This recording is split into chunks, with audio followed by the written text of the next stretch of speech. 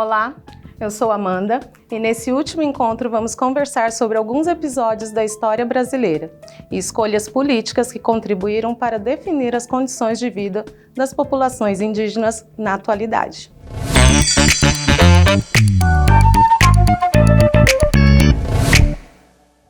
Nos episódios anteriores, nós vimos que a história foi contada a partir da ótica do colonizador, uma interpretação equivocada e unilateral da história brasileira, que colocou as populações indígenas em um papel subalterno e secundário, como se esses povos tivessem aceito a dominação europeia de forma pacífica.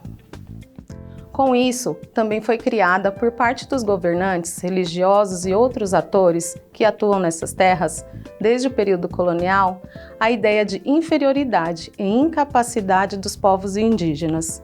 Assim, diversos mecanismos foram utilizados para controlar essas populações. Na maioria dos dicionários, o termo tutela se relaciona à proteção exercida a alguém ou algo mais frágil, encargo jurídico de zelar, representar, administrar os bens de alguém, menor ou incapaz, prestar assistência. Embora a tutela tenha sido oficializada no século XX, a prática de controlar e julgar os indígenas permeou as ações e políticas direcionadas a eles desde o início da colonização. No século XVI, a tarefa de controlar os povos originários esteve a cargo das diversas ordens religiosas que vieram para a América, sendo a mais famosa a dos jesuítas. Esses religiosos tinham por objetivo civilizar os indígenas a partir da evangelização e integrá-los à sociedade não indígena por meio do trabalho.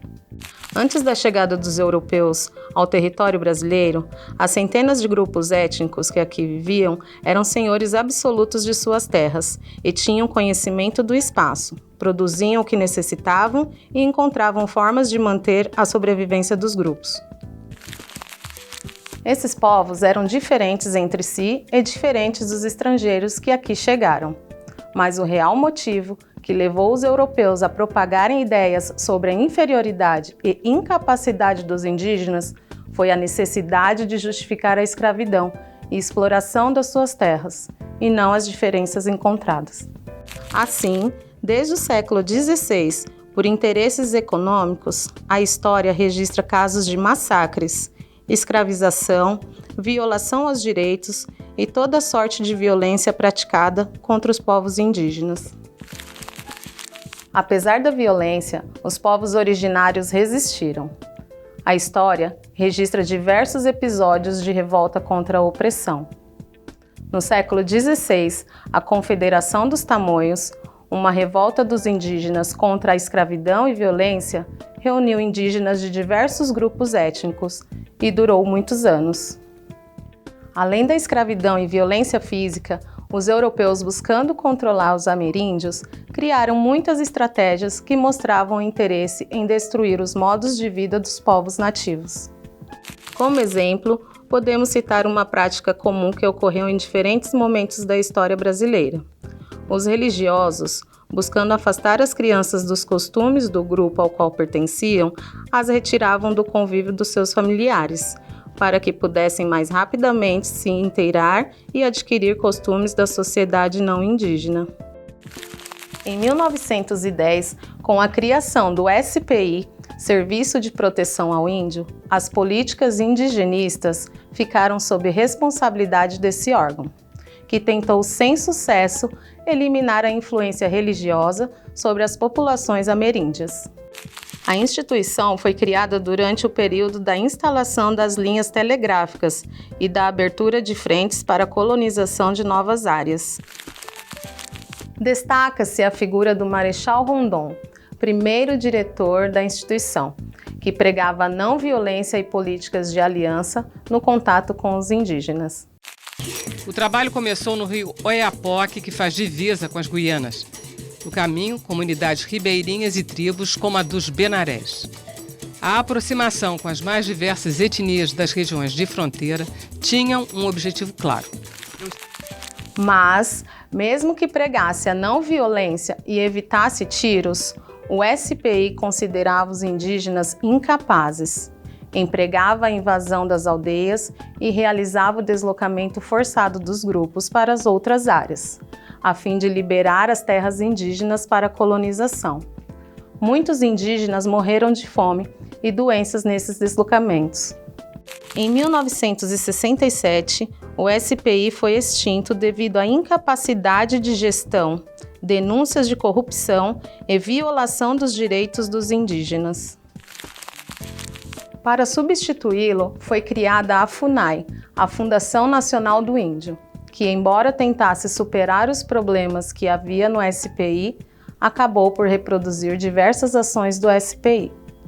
Sua criação se deu no período da ditadura civil-militar e as políticas indigenistas empreendidas pela instituição foram subordinadas aos planos de defesa nacional, como a construção de hidrelétricas e estradas, expansão de fazendas e a extração de minérios. A ação da FUNAI durante esse período era voltada à assimilação dos indígenas à sociedade. O Estatuto do Índio, uma legislação aprovada em 1973, determinava como deveria ser estabelecida a relação entre o Estado e a sociedade com os grupos indígenas, mantendo o regime de tutela e integração gradual dos povos originários à sociedade não indígena.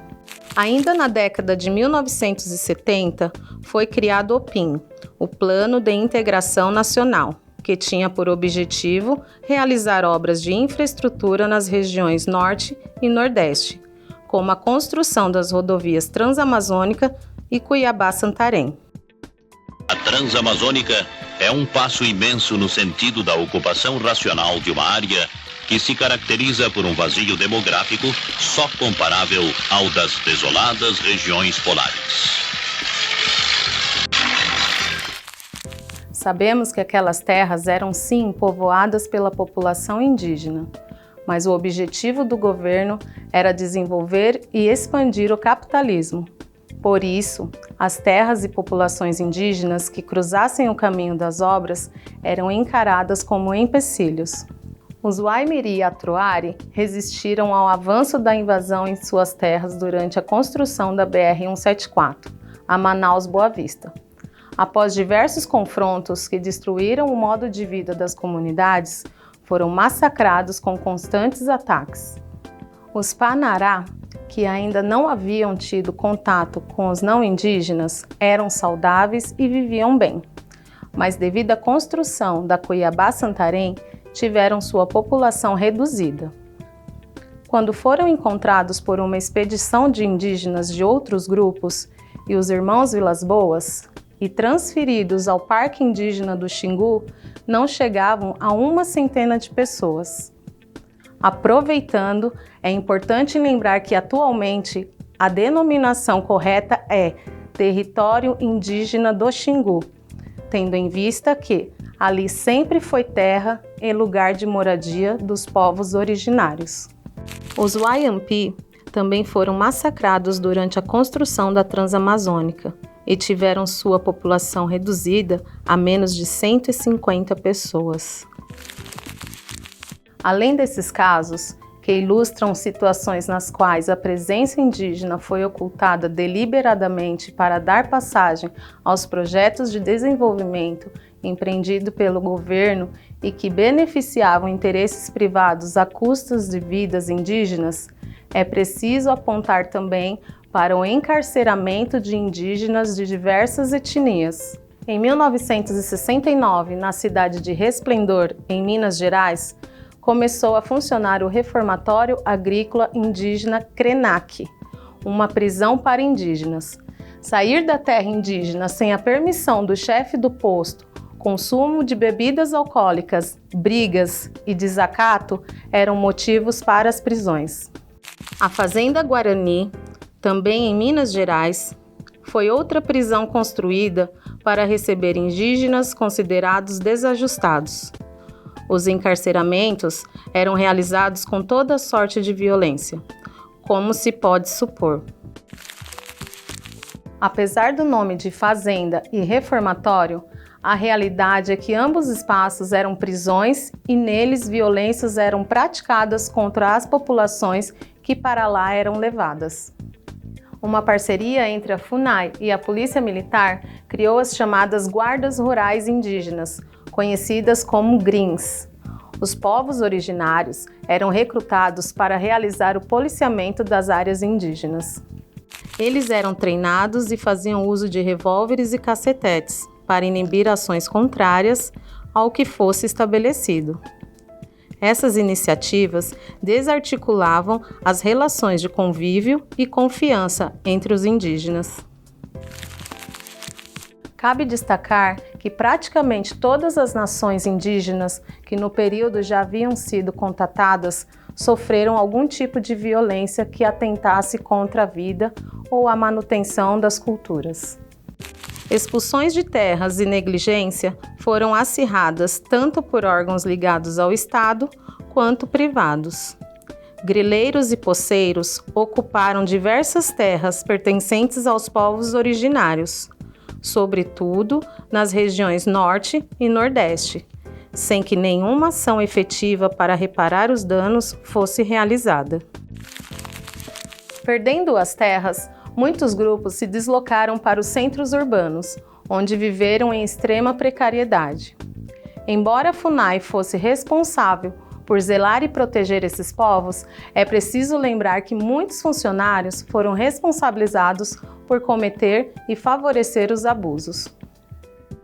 Apesar disso, a instituição foi importante no período por ser uma das poucas que, também devido ao comprometimento de funcionários, estava interessada em resguardar os direitos dos povos originários. A respeito de toda a violência sofrida, foi durante o período do regime militar que ganhou impulso as articulações e reivindicações das populações indígenas por melhores condições de vida. Enquanto isso, o governo propunha modificações no Estatuto do Índio, visando emancipar e integrar as comunidades à sociedade nacional. Na realidade, essa medida não visava favorecer os povos originários, mas desobrigar o Estado de reconhecer os direitos das populações indígenas. Emancipados e integrados à sociedade, os povos indígenas seriam como qualquer outro brasileiro. Não teriam direito a especificidades culturais e, sobretudo, perderiam o direito às terras que ocupavam. A proposta, assim como as demais violações aos seus direitos, fez com que os indígenas se organizassem ainda mais e ganhassem apoio de diversas instituições, tanto públicas quanto privadas. Foi nesse período, na década de 1970, que foram criadas algumas organizações não governamentais, com o objetivo de apoiar a luta desses povos. Missionários, religiosos, antropólogos e outras categorias também se posicionaram a favor da causa.